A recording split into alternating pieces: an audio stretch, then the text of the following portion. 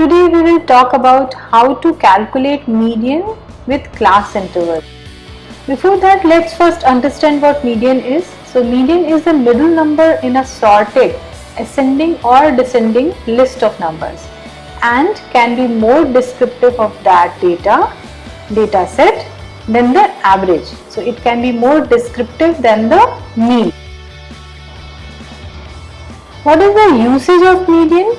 So the mean allows very high or very low numbers to sway away the outcome, but median is an excellent measure of the center of a group of data. That is the usage of median. How is median used in our day-to-day life? So it's used in explicating the poverty line, the median salary, the home budget, buying a property and a business. So these are the areas where we can use and utilize median because the data is skewed and the data is not symmetrical. So in the real life situation, where median is preferred over mean as a measure of central tendency? Median is preferred when the data is skewed and there are clear outliers. So that means the data is not symmetric. For example, if you are trying to find the central tendency, measure of central tendency of salary of some people, and the salary is 10,000, 30,000, 1 lakh, 10 lakh and 50 lakhs. So here we can see that the data is clearly skewed and it's not symmetric. So the data is not symmetric and it's skewed, then median is more reliable, more preferred over mean. So now we need to understand what is more accurate, mean or median. So if there is a symmetrical distribution of continuous data, mean, median, mode all are equal.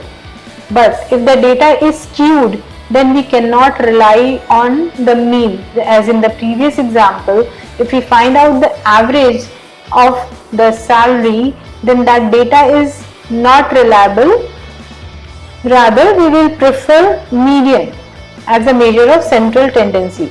So in that case, when the data is skewed, mean is not preferred as a measure of central tendency. If the data is skewed, median is preferred and is more reliable. Before we get into the calculation of the median value of the class interval of a continuous data, let's understand what is the formula for median with class intervals. So there are few parameters you need to understand. So once you understand these parameters, when you are making the calculation, when you are working on the calculation, you will be clear in your mind. So median is L plus sum of frequency divided by 2 minus cumulative frequency multiplied by H. So now what is L here? So L is the lower value of the class interval of the median class. So with the help of the cumulative frequency, we will understand what the median class is, and the lower value of, suppose the median class is 10 to 15. So the lower value of that median class is 10, so L will be 10. Now cumulative frequency CF is the cumulative frequency of the preceding class of the median class. So if the median class is 10 to 15 and the cumulative frequency of that class is 14, the preceding class cumulative frequency is something that will take. F is the frequency of the median class.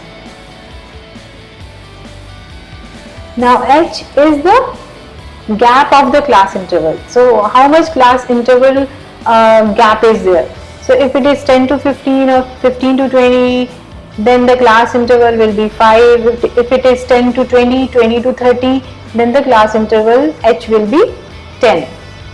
Now how to find the median class? This will be your first step before you get into the formula calculation. So you have to do a sum total of F divided by 2 or the last number of the cumulative frequency and the nearest cumulative frequency of this number will be your median class.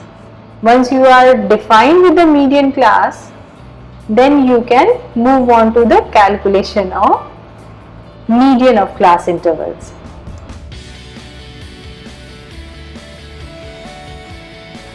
Let's take one simple example of calculation of median of a group on continuous frequency distribution, and the distribution is mentioned in class intervals. So you can see the class intervals and the frequency mentioned here. The class interval gap is 5, so it's 5 to 10, 10 to 15, and it's carried on till 40 to 45. Now we'll start calculating the median here. So we'll make a table here.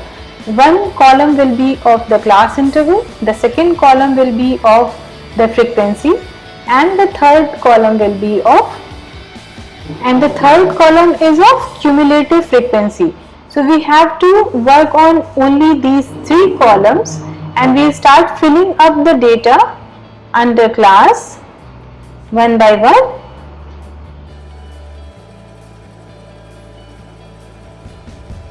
Now against the respective class, we will fill in the frequency that's been mentioned.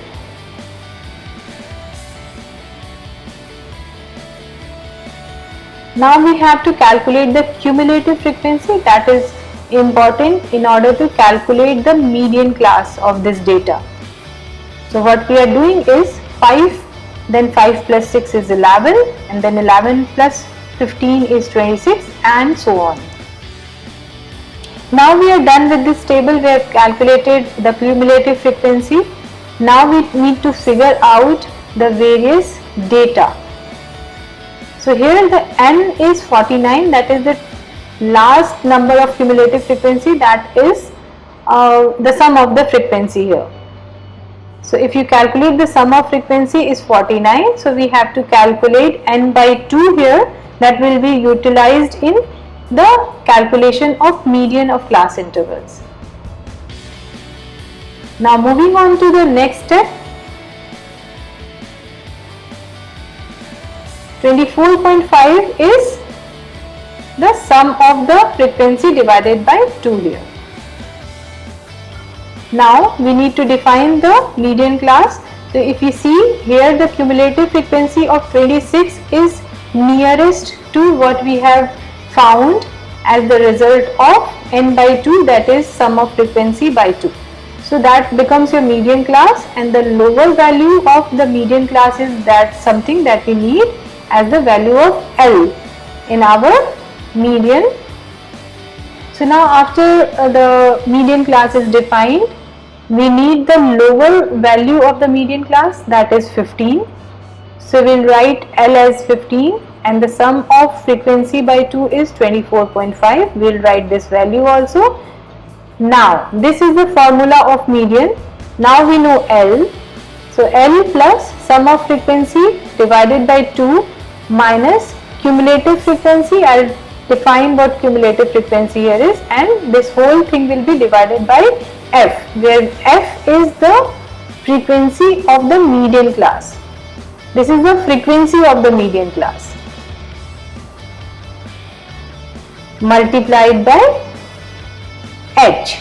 So what is H? H is the class interval. So here class interval is 5. So if you see 5 to 10, 10 to 15, there is a gap of 5 in each class intervals. So H will be 5. Now let's put values here. 15 plus 24.5 minus CF. Now what is CF? The cumulative frequency of the preceding class. So the cumulative frequency of the preceding class is 11 here. So we'll put the value here, and now we are done with the formula and the values, and we need to simply calculate it.